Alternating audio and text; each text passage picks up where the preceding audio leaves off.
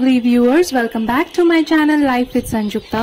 আর আমি চলে এসেছি একটা নতুন দিনের নতুন ভিডিও নিয়ে আবারও তোমাদের সবার সঙ্গে শেয়ার করতে। ছোটবেলায় যখন স্কুলে পড়তাম আমার একজন খুব ক্লোজ ফ্রেন্ড ছিল। আর ছোটবেলায় তো সব ক্লোজ ফ্রেন্ডকেই বেস্ট ফ্রেন্ড বলে মনে হতো, তো ধরে নাও ওই বেস্ট ফ্রেন্ডই ছিল। যখনই কোনো সামার ভ্যাকেশন হতো বা উইন্টার ভ্যাকেশন হতো সবসময় ও আমাকে বলতো ও নাকি ওর গ্রামের বাড়িতে ঘুরতে যাচ্ছে। আর এটা শোনার পর না আমারও মনে হতো যদি আমার একটা গ্রামের বাড়ি থাকতো আর আমি যদি ঘুরতে যেতে পারতাম তো কত ভালো হতো। কিন্তু আমি তো বর্ন অ্যান্ড ব্রট আপ পুরোটাই কলকাতার শহরের মধ্যে, তাই কোনোদিন ওই গ্রামের এসেন্সটা পাইনি। গ্রাম বলতে আমার কাছে ছোটবেলায় আঁকার খাতায় যে ছোট ছোট ঘরগুলো আঁকতাম, ঠিক একটা ঘর, পেছনে সূর্য উঠছে আর তার সাথে কয়েকটা গাছ আর আঁকাবাঁকা রাস্তা, আমার কাছে গ্রাম মানে কিন্তু সবসময় সেটাই ছিল। আর এরপর যখন অফিস জয়েন করলাম, কলেজ জয়েন করলাম, তখনও প্রচুর বন্ধুদের মুখে শুনতাম ছুটি নিয়ে নাকি তারা গ্রামের বাড়ি ঘুরতে যাচ্ছে। আর আমার এখনো অবধি কোনো গ্রামের বাড়িই হলো না। তো ফাইনালি সেই ইচ্ছাটাও পূরণ হলো যখন আমি বিয়ে করলাম, অ্যান্ড আমার শ্বশুর বাড়ি আলটিমেটলি একটা গ্রামেই হলো। ছোটবেলায় যতটা মিস করেছি এখন কিন্তু আমি ততটাই স্বাদ পূরণ করে নিচ্ছি। প্রথম যখন এই জায়গাটায় আমি আসি বিয়ের ঠিক পরের দিন, সেদিন এসে না আমার মনে হয়েছিল আমি যেন পৃথিবীর সবচেয়ে পিসফুল জায়গায় চলে এসেছি। এখানে ঘুমাতে আর থাকতে যে কি শান্তি সেটা একমাত্র যারা কলকাতার মতো শহরে থাকে তারাই বুঝতে পারবে। সারা দিন গাড়ির আওয়াজ, হর্ন, লোকজন সব কিছুর বাইরে না এই জায়গাটায় এলে ঠিক স্বর্গ বলেই মনে হয়। আর এই যে এখন দেখছো গাছ থেকে ফুল তুলছি, এটা কিন্তু এখানে এসে আমার সবচেয়ে ফেভারিট কাজ বলে মনে হয়। রান্না বান্না সবকিছুই তো আছে, যদিও আমি সেরকম ভাবে হয়তো কোনো কিছুই করতে পারি না, সবটাই বাড়িতে যারা থাকে ওনারাই মিলে সবকিছু করে নেয়। বাট স্টিল এখানে এলে সত্যি বলতে গেলে আমি প্রচন্ড এনজয় করি। তো আজকে এখানে এসে আমি কি কি করছি, কি কি করি তারই কিছু ছোট ছোট গ্লিমস তোমাদের সঙ্গে শেয়ার করব। যদিও এই উনুনে রান্নাটা পুরোটাই আমি করি না, মাঝে মাঝে আমি পাশ থেকে বসে রেসিপিগুলো বলি আর আমার হাজবেন্ড কিন্তু পুরোটাতেই আমাকে হেল্প করে। তো এখন এখানে বানিয়ে নেওয়া হচ্ছে মাছের ঝোল, আর সেটা বানানোর জন্য আলু কেটে, ঝিঙে কেটে সেগুলোকে ফার্স্টে ভালো করে ভেজে নেওয়া হচ্ছে। ভেজে নেওয়ার পর সামান্য কিছু মশলা দিয়ে এই মাছের ঝোলটা রান্না করা হবে। আর এই যে উনুনটা দেখছো, আমার কাছে উনুনে রান্না দেখার এক্সপেরিয়েন্স হচ্ছে যখন কোথাও পিকনিকে ঘুরতে যেতাম। আদারওয়াইজ তো এর সামনে যাওয়ারও কোনো এক্সপেরিয়েন্স আমার কাছে ছিল না।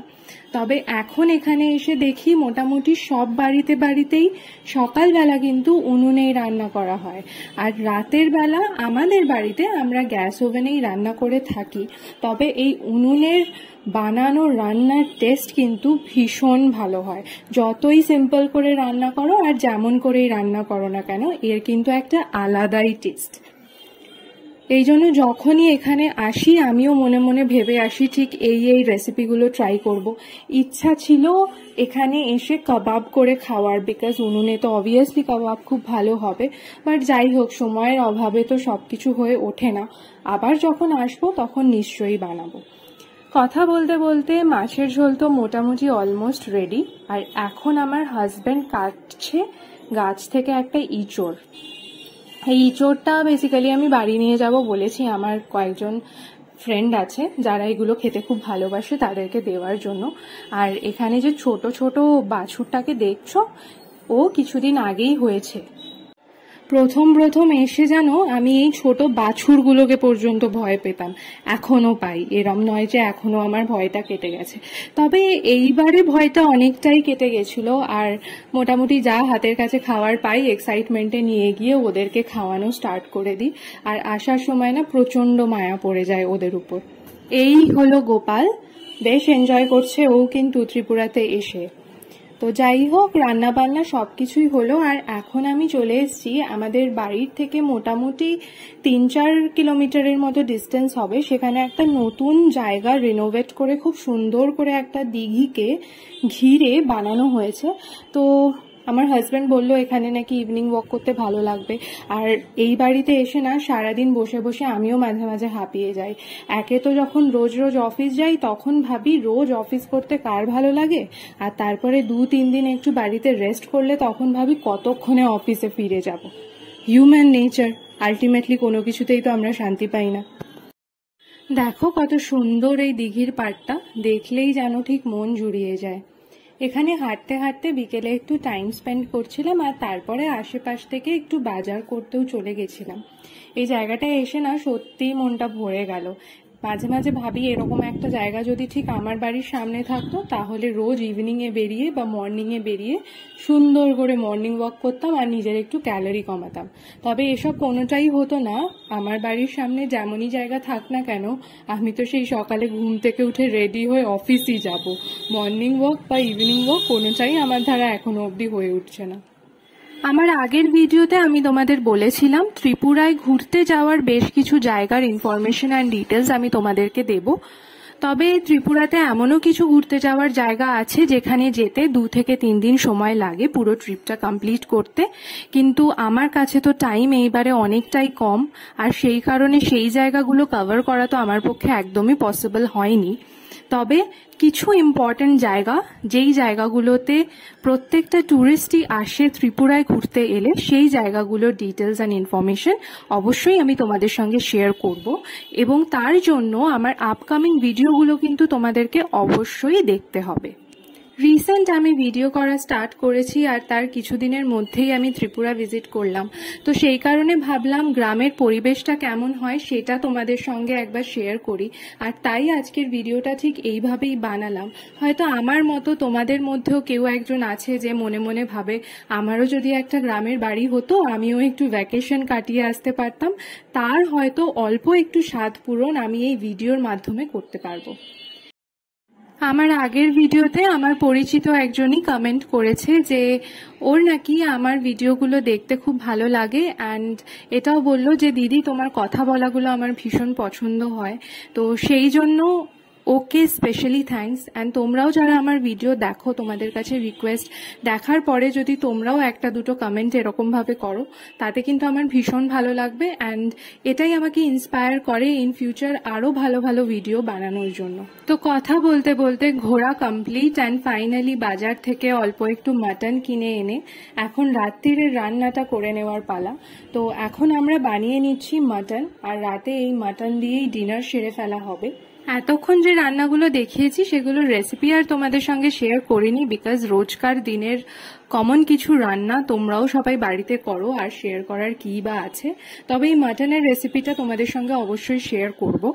মাটন বানানোর জন্য আমি মাটনগুলোকে নুন, হলুদ আর টক দই দিয়ে ম্যারিনেট করে রেখেছি। এখানে খুব ছোট ছোট পাঠা পাওয়া যায়, পাঠার মাংস। তো এগুলোকে খুব সময় ধরে অনেকটা টাইম ম্যারিনেট করার দরকার পড়ে না, তাই আমি অল্প কিছুক্ষণের জন্যই ম্যারিনেশনটা করেছি।